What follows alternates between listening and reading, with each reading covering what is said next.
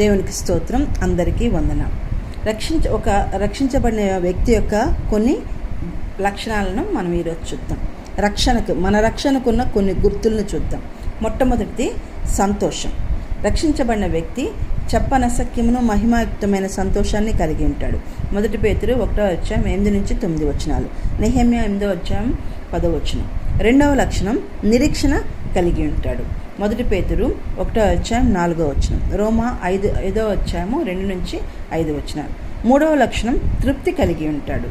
ఫిలిప్పి 4:11-12. హబక్కూకు 3:17-18. ప్రతి పరిస్థితిలో కూడా తృప్తి కలిగి ఉంటాడు క్రైస్తవుడు. 4వ లక్షణం దేవునిని గూర్చిన జ్ఞానము కలిగి ఉంటాడు. దానియేలు 11:32. ఈ విధంగా రక్షించబడిన వ్యక్తి సంతోషం కలిగి ఉంటాడు, నిరీక్షణ కలిగి ఉంటాడు, తృప్తి